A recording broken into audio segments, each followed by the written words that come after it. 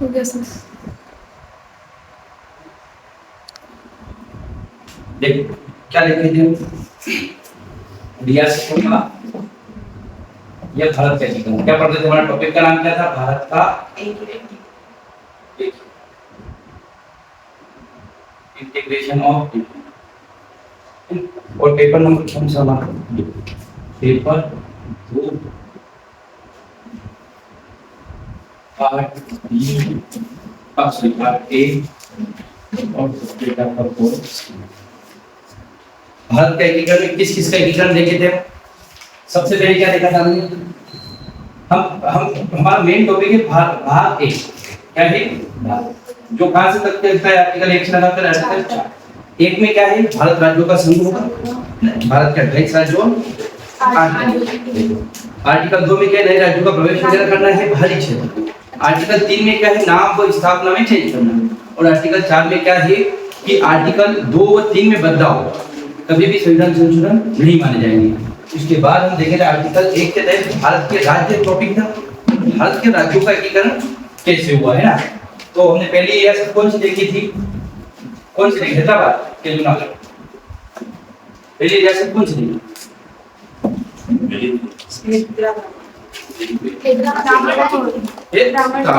कौन सी देखी थी,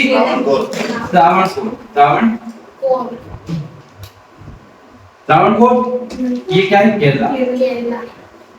दूसरी कौन सी देखी थी, जोधपुर। तीसरी भोपाल। और तीसरी देखी थी भोपाल।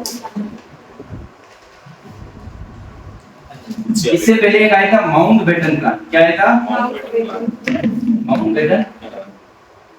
इस माउंटबेटन प्लान के तहत रियासती मंत्रालय बना। क्या बना, रियासती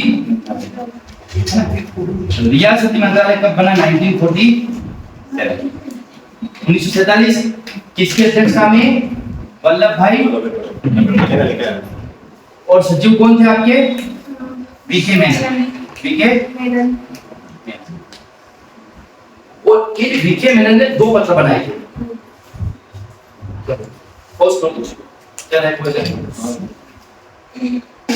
देखो तो हम क्या पढ़ लिए थे, माउंटबेटन प्लान आया था 1947 में, है ना। उसके बाद रियासती मंत्रालय बना सरदार वल्लभ भाई पटेल की अध्यक्षता में। उसके बाद वीके मेनन ने क्या लिए थे, नहीं सर, वीके मेनन ने आपको 2 ऑफर दिए। एक क्या था, इंस्ट्रूमेंट, अरे बोलना नहीं, इंस्ट्रूमेंट ऑफ टैक्सेशन। क्या दिया था, विलय पत्र। क्या, विलय पत्र। और एक और क्या दिया था, यथास्थिति स्टैंड स्टिल एग्रीमेंट। क्या दिया था, स्टैंड स्टिल एग्रीमेंट, यथास्थिति समझौता, स्टैंड स्टिल एग्रीमेंट। और instrument of taxation. Instrument of taxation का मतलब होता है क्या, किसको, भारत में विलय कर देना। किसको, रियासतों को। रियासतें कौन सी, देशी रियासतें। और यथास्थिति या स्टैंड स्टिल एग्रीमेंट का मतलब ना घर का ना घाट का। हम हाँ भी कर रहे ना भी कर रहे, बाद में बताएंगे, जैसा ऐसे ही रहे, समय आने पर हम बता देंगे। क्यों, क्योंकि लॉर्ड माउंटबेटन ने 3 ऑफर दिए थे, या तो आप भारत में मिले, या पाकिस्तान में मिले, या आप एक स्वतंत्र देश रहे, खुद एक कंट्री रहे। ये 3 ऑप्शन दिए। अब हम अगला देखे थे, ये रियासतें कि इन रियासतों को कैसे मिलाया। तो त्रावणकोर रियासत, उसके बाद जोधपुर और भोपाल का क्वेश्चन हम एजुकेशन की तैयारी कर रहे हैं। क्वेश्चन आया था भोपाल से कि भोपाल का विलय भारत में कब हुआ, 1 जून 1949। और भोपाल से संबंधित हमने कुछ क्वेश्चन बताए थे। क्वेश्चन का नाम था बोरास खान का संबंध भोपाल से है, और प्रजामंडल का संबंध भोपाल से है। ये सारी चीजें हमने देखी। ठीक, अब हमें देखना है जूनागढ़ रियासत। क्या देखना है, जूनागढ़ रियासत। हेडिंग डालेंगे आप, जूनागढ़ रियासत। हेडिंग डालो, जूनागढ़ रियासत। जो अच्छा है पहले अगर है ना,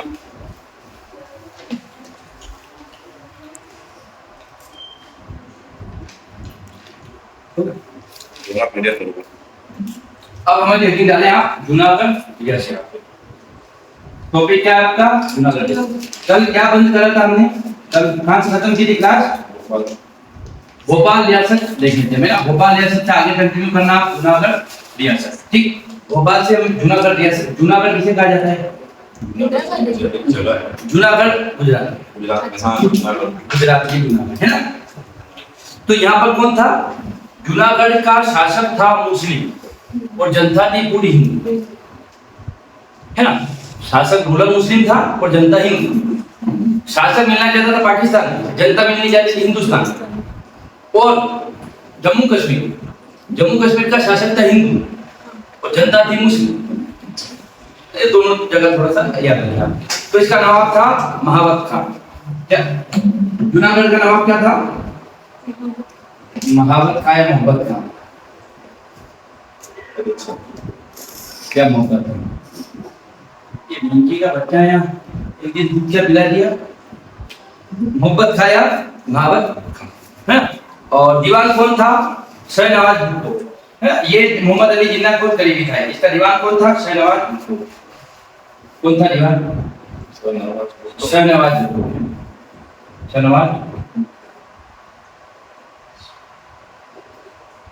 ये मोहम्मद अली जिन्ना के करीबी व्यक्ति थे, बहुत करीबी व्यक्ति थे। मोहम्मद अली जिन्ना के बहुत करीबी थे। अच्छा, मोहम्मद अली जिन्ना करीबी होंगे मतलब इनको कन्वेंस किसके लिए करेंगे? पाकिस्तान में मिलने के लिए। तो इसने करा शाहनवाज भुट्टो ने करा किसको? मोहब्बत खां को या महावत खां को। क्या क्या लोग पाकिस्तान में मिले।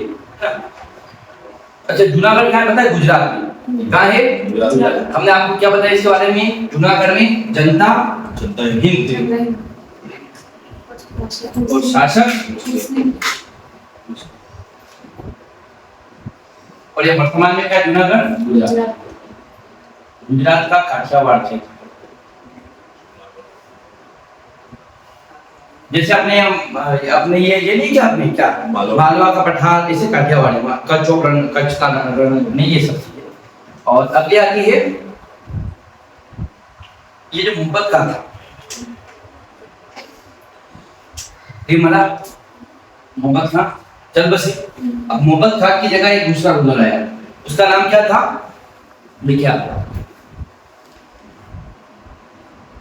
सॉरी, ये मोहब्बत खान ही मरा। ये जो दीवान कौन था अभी? शहनवाज भुट्टो। इसकी जगह पहले दीवान दूसरा था, उस दीवान को हटा दिया और किसको बनाया? क्यों? दीवान का मतलब मंत्री। मोदी जी के पास में अमित शाह और राजनाथ सिंह, मतलब उनकी बैकबोन है। ऐसे इस प्रकार से अगर ये जो बोलेगा वही क्या करेगा? राजा करेगा। तो इन्होंने किसको हटा दिया? इन्होंने हटा दिया अल्लाह बख्श। किसको हटाया? अल्लाह बख्श को हटा दिया। अल्लाह बख्श दीवान था, भूतपूर्व अल्लाह बख्श क्या था? दीवान। अल्लाह बख्श क्या था? पुराना दीवान था। इसमें क्या था? पुराना दीवान। और इसको हटाकर किसको लेकर आ गए हम? शाहनवाज भुट्टो को। क्यों लेकर आए? क्योंकि शाहनवाज भुट्टो कौन था? मोहम्मद अली जिन्ना के बेहद करीबी। अल्लाह बख्श क्या? अल्लाह अल्लाह बख्श नाम है इस व्यक्ति का। बख्श नहीं सर, बख्श बख्श बख्श बख्श। अब शाहनवाज भुट्टो को क्यों लेकर आए थे? आप जानते हैं कि मोहम्मद अली जिन्ना करीबी। मोहम्मद अली जिन्ना करीबी का मतलब ये होता है कि इसका झुकाव पाकिस्तान की ओर होगा। अच्छा, जियोग्राफिकली रूप से ये गुजरात कहाँ है? गुजरात पश्चिम में भारत के, और गुजरात से क्या लगता है? पाकिस्तान लगता है। देखिए, अगर यहाँ देखेंगे ना, ये इंडिया के अंदर क्या लगता है? ये गुजरात आ गया। गुजरात से पाकिस्तान की सीमा लगती है, जस्ट गुजरात से पाकिस्तान की सीमा लगती है। तो जाना प्रैक्टिकल था कि हम पाकिस्तान में मिल जाए, लेकिन जनता हिंदू और राष्ट्र मुस्लिम धर्म के आधार पर बना तो दिक्कत हो जाए। फिर आगे जाएंगे, क्या क्या होगा देखेंगे, है ना। अच्छा, अगली बात और क्या थी कि मोहम्मद अली जिन्ना इस जूनागढ़ में इंटरेस्टेड नहीं था, तो इसका कोई फायदा था, पर वो दिमागदार आदमी था कि ये जूनागढ़ हम ले लेंगे किससे? हिंदुस्तान से। क्यों? क्योंकि यहाँ पे जनसंख्या कौन सी? हिंदू। इस जूनागढ़ के बदले हम क्या करेंगे कि कश्मीर हमें दे दो, जूनागढ़ ले लो। कश्मीर पे हम बार्गेनिंग करेंगे, है ना, कि जूनागढ़ दे देंगे कश्मीर। ऐसा सोच रहा था, लेकिन हर सोची हुई चीज मिलती है। हम सोच तो कलेक्टर लेके हम कलेक्टर बन जाएंगे, लेकिन जो किस्मत में होता है, जो हमारी मेहनत होती है, जो डेस्टिनी में लिखा होता है, वही मिलता है। हर चीज हमारे सोचने से थोड़ी ना मिल जाती है। तो जिन्ना जी सोच रहे थे कि यार ये मैं क्या करूंगा, पाकिस्तान में मिला लूंगा जम्मू कश्मीर को, मैं इनको बोलूंगा जूनागढ़ ले लो। इसके मंसूबे धरे के धरे तो लिखेंगे आप। जिन्ना जूनागढ़ लेने में कोई दिलचस्प नहीं है ना। जिन्ना क्या था? जूनागढ़ में इसको इंटरेस्ट है ना, जूनागढ़ में दिलचस्पी नहीं थी। दिलचस्पी नहीं थी। पर वो क्या करना चाहता था, बार्गेनिंग कर, वो क्या सौदा करना चाहता था, किससे? जम्मू एंड कश्मीर के बदले। कश्मीर के किसका? जूनागढ़ का। जम्मू कश्मीर का सौदा किससे करना चाहता था वो? जूनागढ़ की बदले ना। अब महावत खानी कौन थे? यहाँ के नवाब। इन महावत खान जी ने 14 अगस्त 1947 कब करा? 14 अगस्त 1947 1947 के 14 अगस्त को डिक्लेयर कर दिया। क्या डिक्लेयर? कि we want to part of Pakistan, हम पाकिस्तान में मिलना चाहते हैं। क्या घोषणा कर दी? कि हम पाकिस्तान में मिल रहे हैं। पाकिस्तान में मिल रहे हैं।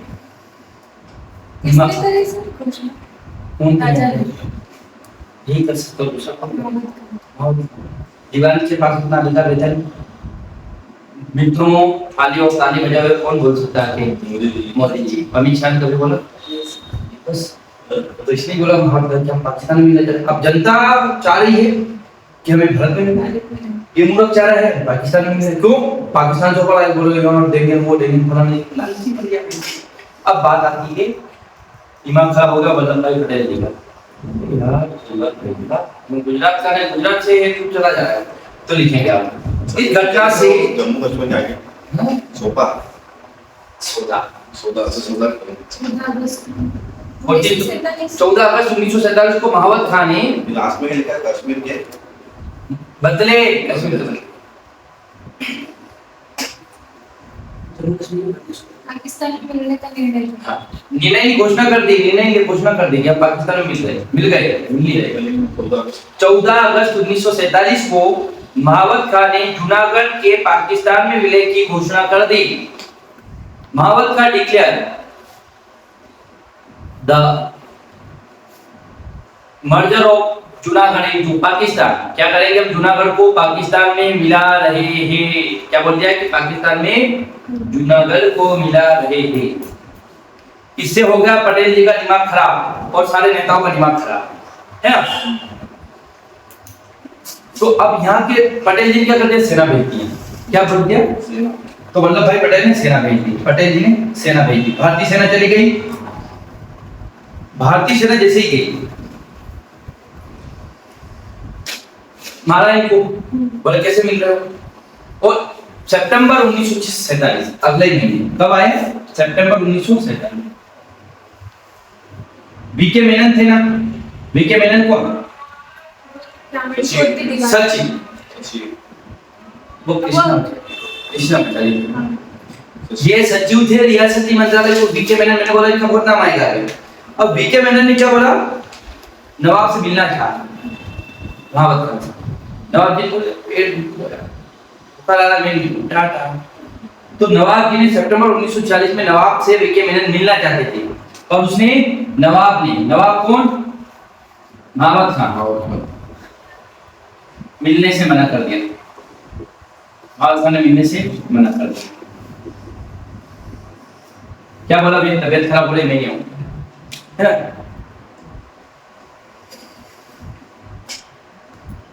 अच्छा, अब महावत खान ने मना बोल दिया तो मेनन जी थे। मेनन जी ने बोला उसको बोलो, उसके बच्चे को, दीवान को बोलो। सनवाज भुट्टो बोला, बोले भैया ऐसे ये भारत में मिल जाओ। ये देखो भारत में ये लोग हिंदू है, भारत का कल्चर हिंदू है, ये फिजिकली रूप से यहाँ है ना, सब अच्छा है। यहाँ की सांस्कृतिक विरासत, यहाँ की भौगोलिक और सभी तरह से भारत में जाता है। तो नवाब जी क्या बोला? नवाब के खोले क्या बोले? हाँ इसने नवाज भुट्टो ने दीवान क्या बोला कि यार हम तो नहीं मिलना चाहते। पर एक बात होती, नवाज भुट्टो ने क्या बोला? एक काम करो, जनमत संग्रह करा लो। जनमत संग्रह मतलब लोगों वहां करा लो। कौन भारत में मिलना चाहता है, कौन पाकिस्तान में। तो लगभग 80 से 90% जनसंख्या बोल रहे भारत में हिंदू जनसंख्या नहीं। तो शाहनवाज भुट्टो ने जनमत संग्रह का बोला। शाहनवाज ने जनमत संग्रह पर सहमति बनाई।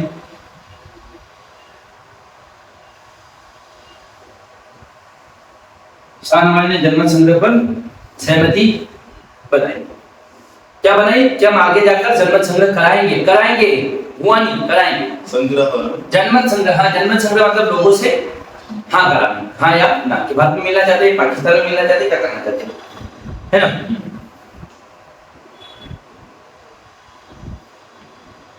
पर लोगों का हो गया दिमाग खराब, विद्रोह कर दिया।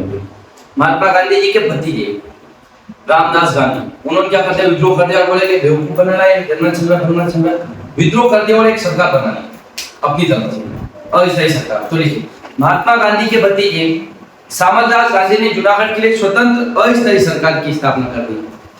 महात्मा गांधी के भतीजे ने विद्रोह करा, महात्मा गांधी के भतीजे ने, महात्मा गांधी जी के भतीजे श्यामलदास गांधी के भतीजे श्यामलदास जी ने विद्रोह करा और अस्थायी सरकार की स्थापना कर दी। महात्मा गांधी जी के भतीजे श्यामलदास जी ने विद्रोह करा और अस्थायी सरकार की घोषणा कर दी।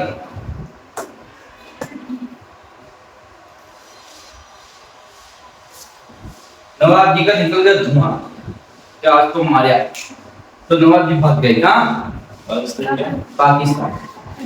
अस्थायी सरकार की घोषणा कर दी।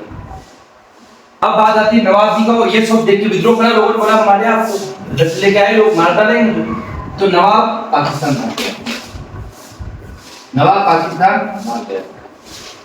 बात आती है नवाब को बच्चों से पहले कुत्ते थे, तो हेलीकॉप्टर में बढ़ के कुत्ते ले जाओ, तो पाकिस्तान में इतने प्यारे थे ना उसको कुत्ते, तो स्पेशल कुत्ते ले जाए, सामान छोड़ दिया लेकिन कुत्तों को ले तो शौकीन आदमी था, कोई बिल्लियों का रहता है, अलग अलग लोगों को अलग अलग छोड़ने के, तो नवाब जी को कुत्ते का बड़ा शौक था और महंगे महंगे कुत्ते लेते हैं। नवाब का मतलब क्या होता, तो नवाब जी चले गए पाकिस्तान। अब नवाब जी चले गए तो लड़के खाने के लिए बचा कौन, शाहनवाज। इसने बोला कौन सा मिलाओ भारत में, तो शाहनवाज ने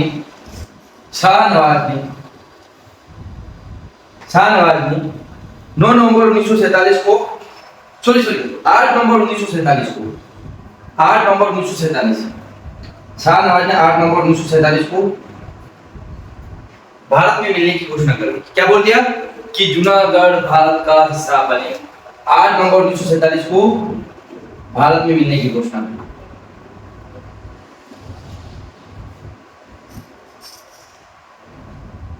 शाहनवाज ने भारत में मिलने की घोषणा कर दी। शाहनवाज ने क्या कर दिया, भारत में मिलने की घोषणा। और 9 नवंबर को भारत ने औपचारिक रूप से मिलना घोषणा करी, और 9 नवंबर को तो भारत सरकार की बात करी, तो 9 नवंबर 1947 को औपचारिक रूप से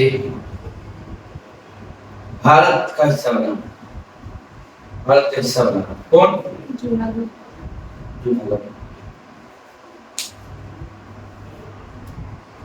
अच्छा, उसके बाद क्या हुआ, 1947 में भारत का हिस्सा बन गया। नवंबर दिसंबर हो गया, फिर जनवरी फरवरी में क्या हुआ, माउंटबेटन ने क्या बोला, माउंटबेटन तो अंग्रेज था, वो चाह रहा है कि आपने मार के भगाए इनको, ने जबरदस्ती मार के मुसलमान बनाया, जबरदस्ती हाँ कर रहे, तो एक काम करो जनमत संग्रह कराओ। तो फरवरी को जनमत संग्रह कराया, है ना, लिखेंगे आप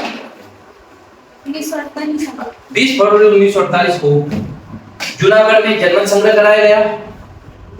20 फरवरी 1948 को जनमत संग्रह हुआ, जिसमें 90% लोगों ने क्या बोला, भारत में मिलना चाहिए। 90% से अधिक लोगों ने हिंदुस्तान में शामिल होने का निर्णय लिया। माउंटबेटन कौन था, वाइसराय था, गवर्नर था, तो उसको संतुष्टि देने के लिए भारत के लोगों ने छोटा ठीक है जनमत संग्रह 20 फरवरी 1948 को जनमत संग्रह करवाया गया, जिसमें 90% से अधिक लोगों ने क्या हाँ करी कि हम भारत में मिलना चाहते हैं। परमानेंट मार्कर किसके पास,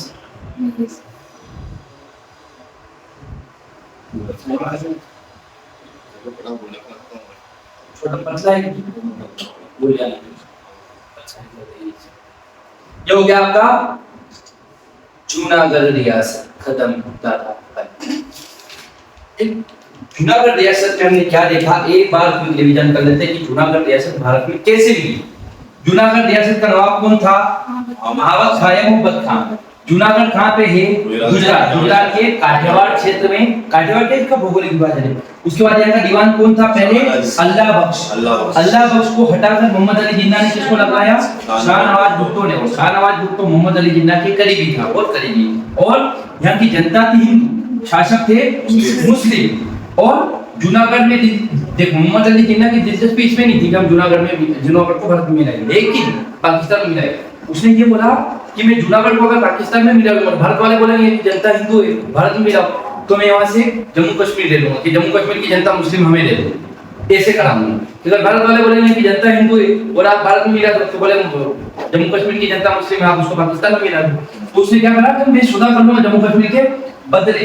और 1947 को 14 अगस्त 1947 को यहाँ के किसने, महावत खान ने क्या डिक्लेयर कर दिया कि हम पाकिस्तान का हिस्सा होने वाले हैं। और यहाँ के लोगों को दिमाग खराब होगा, किस किस का? वल्लभ भाई पटेल का, भारतीय सारे नेताओं का। तो भारतीय नेताओं क्या करा? सेना भेज दिया दो जगह है ना, वहाँ के लोकल लोग थे, सेना भेज दी। और महात्मा गांधी जी के भतीजे सामंतराय जी क्या करा? विद्रोह कर दिया। और विद्रोह करके अस्थायी सरकार का निर्माण कर दिया।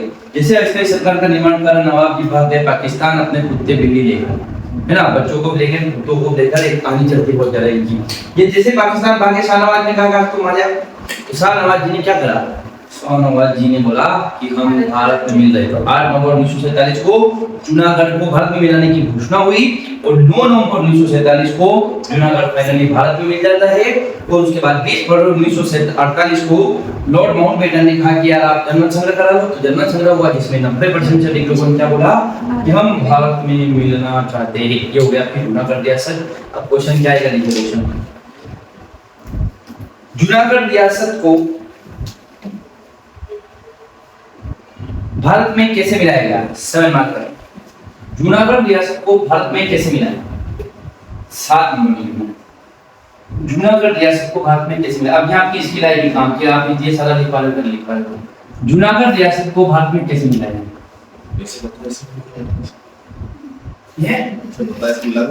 सर ये पॉलिटिकल कॉपी है क्या सर की देखने को? आंसर राइटिंग क्या पता है, हम भी देखने वो लेके तेरा सोम गया। हां, शुभम दे दे। एक ये भैया नहीं दे रहे थे उन्होंने, तो कुछ नहीं। जूनागढ़ हो गया। अगली ही आपकी हैदराबाद रियासत। निजाम सागर और हुसैन सागर। हाँ, ये क्वेश्चन आते हैं निजाम सागर और हुसैन सागर का। हैदराबाद, हैदराबाद रियासत। ठीक, इसकी स्थापना कब हुई पता है? हैदराबाद रियासत। हैदराबाद वर्तमान की कहाँ है? आंध्र प्रदेश और इधर तेलंगाना। हैदराबाद की स्थापना 1724 में हुई। 1724 किसने करी थी? निजाम उल मुल्क ने। किसने करी थी?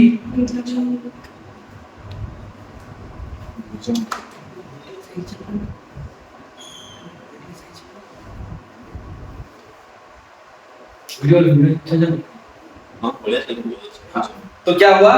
निजाम उल मुल्क। हैदराबाद की रियासत ये निजाम का नाम नहीं लिख रहे हो, निजाम उल मुल्क नाम है उस व्यक्ति का। निजाम उल मुल्क हैदराबाद रियासत की स्थापना। हैदराबाद की रियासत की स्थापना 1724 में निजाम उल मुल्क का। अच्छा, 1911 कब देखें? 1911 में निजाम उस्मान अली, नाम ही ना आगे लिखते थे निजाम उस्मान अली शासक बना। कहाँ का? हैदराबाद। 1911 में निजाम उस्मान अली हैदराबाद का शासक बना, जो दुनिया का सबसे अमीर व्यक्ति था।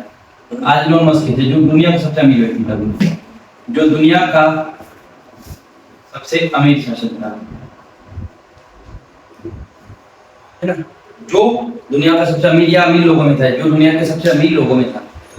हैदराबाद की स्थापना 1724 में निजाम उल मुल्क द्वारा की गई और 1911 में या 1911 में निजाम उस्मान अली, कौन? उस्मान अली शासक बना, जो कि दुनिया के सबसे अमीर लोगों में से एक थे। अब यहाँ भी वही समस्या है, हैदराबाद का मुस्लिम शासक और जनसंख्या हिंदू, लोग यहाँ के सारे हिंदू और शासक मुस्लिम। अब ये मूर्ख आदमी इतना कि ये पाकिस्तान में मिलना चाहता है, बोले मैं पाकिस्तान जाऊंगा। अब हैदराबाद आप जियोग्राफिकली देखो कहाँ पे, भारत के दक्षिण के साइड से ना, दक्षिण मध्य में, और यहाँ से पाकिस्तान कैसे जाएगा? वहां जाना इधर भी था, बांग्लादेश भी पाकिस्तान का पहले, पर यहाँ भी कैसे पूरा क्रॉस करके जाएंगे सारी देश? ओडिशा सब बोले मैं हेलीकॉप्टर जाऊंगा, भारत ने रास्ता दिया जाने का, तो हवाई यात्रा हवाई यात्रा में ऐसे थोड़ी कि रैंडमली जा सकते हैं। रास्ता भारत के ऊपर कोई ऐसे भारत के बिना परमिशन कोई जा नहीं सकते, सारे कन्वेंशन है ऐसे। भारत के समुद्र के आसपास भी कोई आ नहीं सकता, आपको परमिशन लेनी पड़ती है ना। वो आपने सुना होगा ना, अब वो 1983 में समझौता हुआ था, क्या नाम उसका यार, वो 12 नॉटिकल मील तक जाएंगे, है ना, इतनी जगह अपनी रहेगी, इतनी जगह इतनी रहेगी, 200 नॉटिकल मील तक आप रिसर्च कर सकते नहीं ये चीजें। अच्छा, अब बात आई यहाँ के शासक मुस्लिम, ये हैदराबाद में ये जूनागढ़ वाले हुआ, और जनता जनता जनता हिंदू। और इस जनता में कौन कौन तेलुगु, कन्नड़ और मराठी लोग थे। हैदराबाद के निजाम जी का शुरुआत तो क्या मन था कि मैं एक स्वतंत्र देश रहूंगा। फिर लोगों ने समझा इसको कि देखो देश वेश तो कोई रहेगा नहीं, तो बोले ठीक है मैं देश ही रहूंगा, तो पाकिस्तान में रहूंगा मैं, ठीक। तो लिखा शुरुआत में निजाम स्वतंत्र देश बनाना चाहता था, शुरुआत में निजाम स्वतंत्र देश बनाना चाहता था।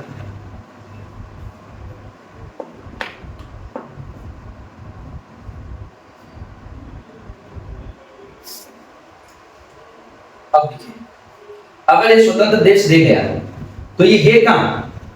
भारत को अगर एक इंसान माने तो हैदराबाद की जगह है पेट में, पेट में। तो लिखिए सरदार वल्लभ भाई पटेल ने हैदराबाद को, आजाद हैदराबाद को, लिखिए सरदार वल्लभ भाई पटेल ने आजाद हैदराबाद को, सरदार वल्लभ भाई पटेल ने आजाद हैदराबाद को हिंदुस्तान के पेट में कैंसर जैसा कहा, हिंदुस्तान के पेट में कैंसर जैसा था, कि अगर हैदराबाद आजाद होगा, अलग देश बन गया, तो हिंदुस्तान के पेट में कैंसर हो जाएगा, क्योंकि उंगली करेगा पड़ जाएगा। आजाद हैदराबाद को पेट में कैंसर जैसा था।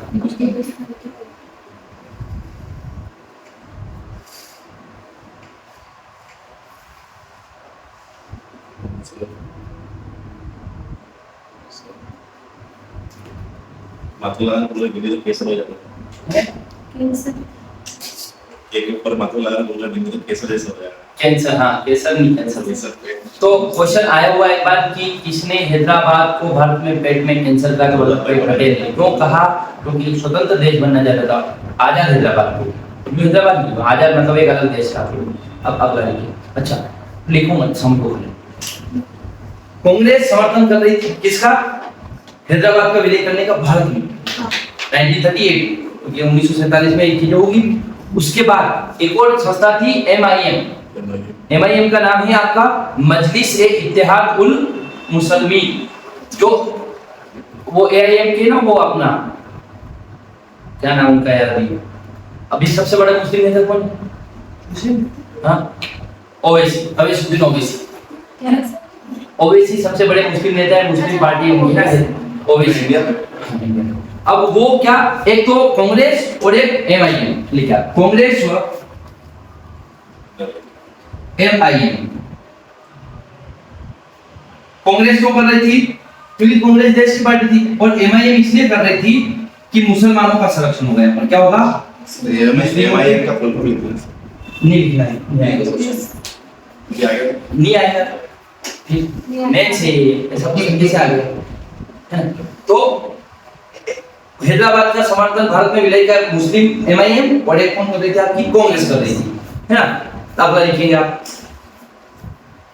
लिखना क्या कांग्रेस और मुस्लिम कांग्रेस में कांग्रेस और मुस्लिम एमआईएम, कांग्रेस और एमआईएम हैदराबाद का भारत में विलय का समर्थन कर रहे थे।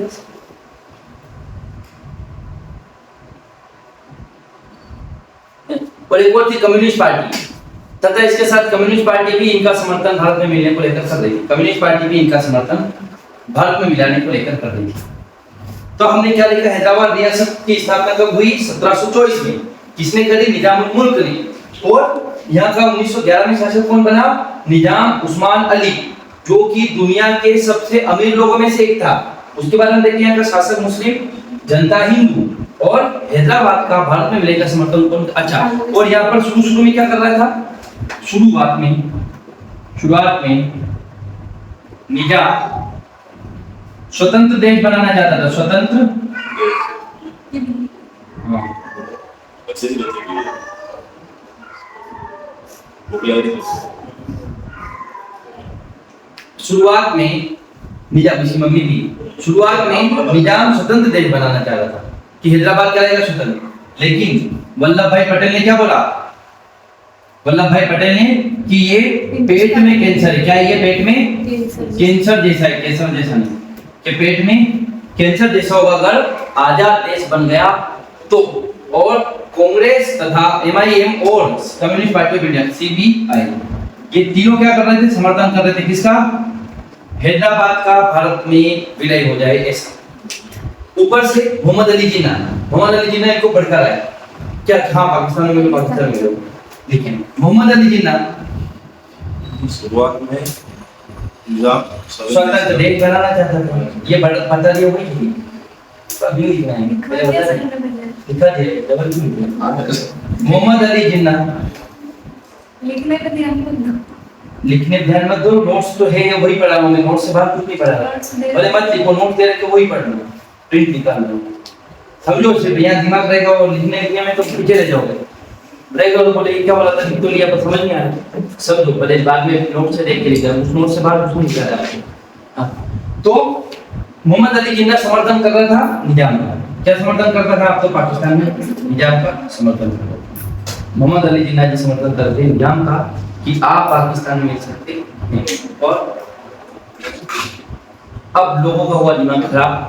15 अगस्त 1947 को यहाँ के कांग्रेस के लोगों ने जाके हैदराबाद में भारत का झंडा फहरा दिया कि इस हैदराबाद को हमने भारत में मिला दिया। 15 अगस्त 1947 को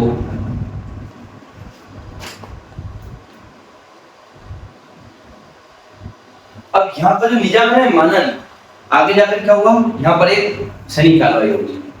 यहाँ पर वल्लभ भाई पटेल जी क्या करेंगे? सेना भेजेंगे, ऑपरेशन पोलो के तहत। ऑपरेशन पोलो होगा और इतना धोएंगे इन सबको, सारे भारतीय सेना तो भगा देंगे। और फिर क्या होगा? भारत में मिला लेंगे। पोलो ऑपरेशन गोवा में कोई पोलो नहीं, गोवा में तो दीनदयाल उपाध्याय गए। ऑपरेशन पोलो तो हैदराबाद में होता। चलो बताएंगे क्या है, लिखा। हाँ, तो 15 अगस्त 1947 को राष्ट्रीय ध्वज फहराया। राष्ट्रीय ध्वज फहराया, यहाँ के लोगों ने क्या कर दिया? राष्ट्रीय ध्वज फहरा। 15 अगस्त 1947 को राष्ट्रीय ध्वज फहराया। अब हमने आपको दो एग्रीमेंट पढ़ाए थे। एक क्या था? स्टैंड स्टिल एग्रीमेंट, और एक स्टैंड स्टिल मतलब यथास्थिति, और एक इंस्ट्रूमेंट ऑफ एक्सेस विलय पत्र और यथास्थिति समझौता। तो निजाम ने ये दबाव बन गया निजाम के ऊपर, सारे लोग विरोध कर रहे थे। निजाम ने लिखा नवंबर 1947 को भारत से विलय पत्र पर समझौता करनी, यथास्थिति समझौते पर समझौता किया। यथास्थिति समझौते पर सिग्नेचर किए।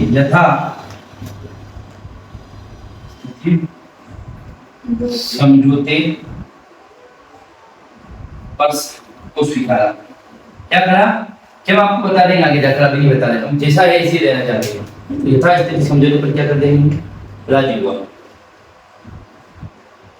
अच्छा, अब जैसे राजी हो गया, जो ब्रिटिश सेना और निजाम के बीच संबंध थे कब? आजादी से पहले, वो कि वही संबंध अब भारत और निजाम के बीच नहीं, क्योंकि भारत को अच्छा थोड़ी मानता था निजाम, और खराब मानता था कि खराब है तो हिंदुस्तानी लोग। तो इस समझौते के बाद क्या हुआ कि ना तो आप विरोध करेंगे ना आप करेंगे, दोनों एक जैसे रहेंगे जैसे अंग्रेज और निजाम ले रहेंगे। ये हमें लिखना नहीं है। अब आगे जाके लिखा। अच्छा, अब ये समझो तो हो ना यथास्थिति, तो भारत के क्षेत्र में निजाम का एक व्यक्ति रहेगा और हैदराबाद में भारत का एक व्यक्ति रहेगा, मतलब दोनों के प्रतिनिधि रहेंगे। ये भी नहीं लिखना आपको। अगला लिखो आप। हाँ, अब एक व्यक्ति था कासिम रिजवी, वो था धार्मिक व्यक्ति, तो वो लड़ा था तो धर्म के नाम पे, है ना।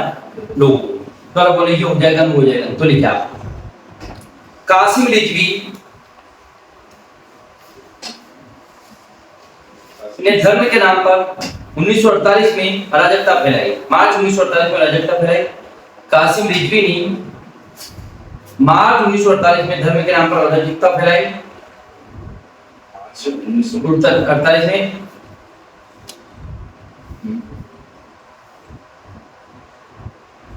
अब जब अराजकता फैलाई, अराजकता क्या फैलाई पता है? जो भारतीय सेना की नियुक्त करे थे ना, हमने बोला था ना कि भारत की सेना को हैदराबाद में करो और हैदराबाद को भारत में करा। भारत के जो लोग थे, यहाँ पर हिंदू थे ना, इस कासिम रिजवी, ये कौन था? मुस्लिम व्यक्ति था। इसने हिंदुओं को मारा, काटा और महिलाओं के साथ बलात्कार किया, और मतलब बहुत भयंकर हो गया। तो लोगों में बढ़ गया तनाव। तनाव इतना बड़ा कि फिर पटेल जी बोला कि यार ये तो ऐसा नहीं हो रहा है, यहाँ काम नहीं चलेगा। तो लिखेंगे आप रजाकार। ये जो कासिम रिजवी के साथ जो लोग थे उनको रजाकार बोलते थे। लिखेंगे रजाकारों की सेना का। रजाकार कौन? कासिम रिजवी के साथी रजाकारों की सेना द्वारा हिंदू जनता पर भयंकर अत्याचार करना प्रारंभ किया गया। हिंदू जनता, हाँ, हिंदू जनता पर भयंकर अत्याचार प्रारंभ किया गया। मारकाट, लूट, हत्या और बलात्कार की स्थिति बनी। मारकाट, हत्या, लूट और बलात्कार की स्थिति बनी। मारकाट, हत्या और लूट और बलात्कार की स्थिति बनी।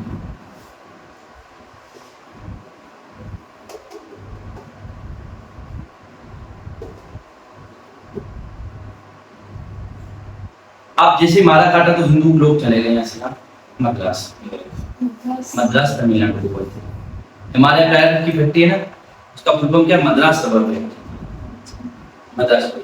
तो लोग कहाँ से? आंध्र प्रदेश से मद्रास आ गए, क्योंकि उस समय तेलंगाना नहीं बना, तेलंगाना 2014 में। ठीक, तो देखेंगे आप, हिंदू लोग पलायित होकर मद्रास की ओर जाने लगे।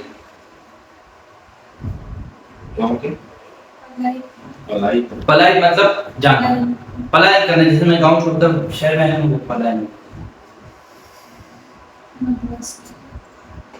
अब यहाँ पर भयंकर क्या हुआ? अराजकता फैलने लगी। तो यहाँ पर एक कमांडर था, किसका?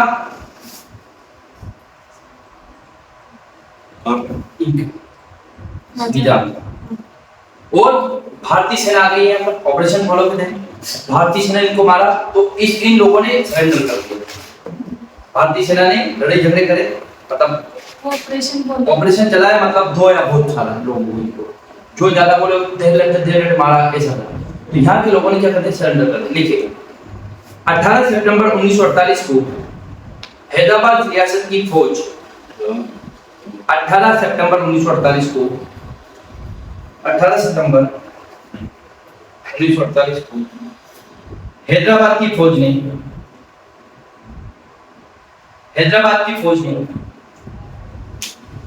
भारतीय सेना के सामने आत्मसमर्पण कर दिया। 18 सितंबर 1948 को हैदराबाद की फौज ने 18 सितंबर 1948 को भारतीय सेना के सामने समर्पण कर दिया। 18 सितंबर 1948 को हैदराबाद की फौज ने भारतीय सेना के सामने समर्पण कर दिया। क्या कर दिया? भारतीय सेना के सामने समर्पण कर दिया। थे बोले ये हो गया। और ये क्या? इस प्रकार हैदराबाद का विलय भारतीय संघ में हुआ।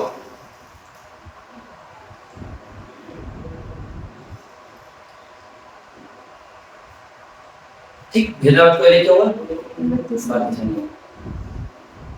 26 जनवरी 1950 को स्वतंत्र भारत के संविधान में हैदराबाद को भाग बी में रखा गया।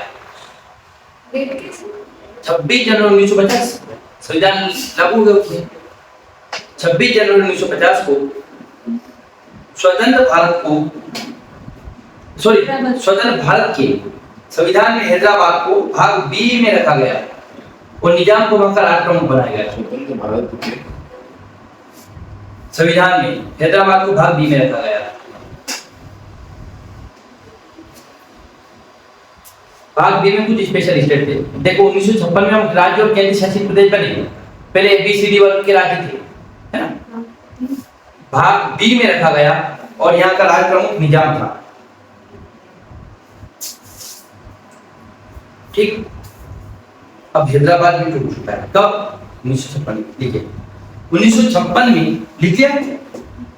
1956 में राज्य पुनर्गठन अधिनियम के तहत 1956 में राज्य पुनर्गठन अधिनियम के तहत 1956 में राज्य पुनर्गठन अधिनियम के तहत महाराष्ट्र और आपका तेलंगाना, महाराष्ट्र और आंध्र प्रदेश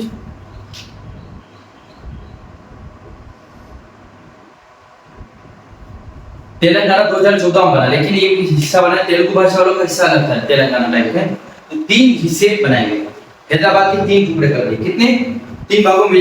जो मराठी बोलते हो महाराष्ट्र बनाएगा, है ना, या मराठवाड़ा कहलाएगा। क्या महाराष्ट्र नहीं, मराठवाड़ा कहलाएगा। क्या कहलाएगा? मराठवाड़ा।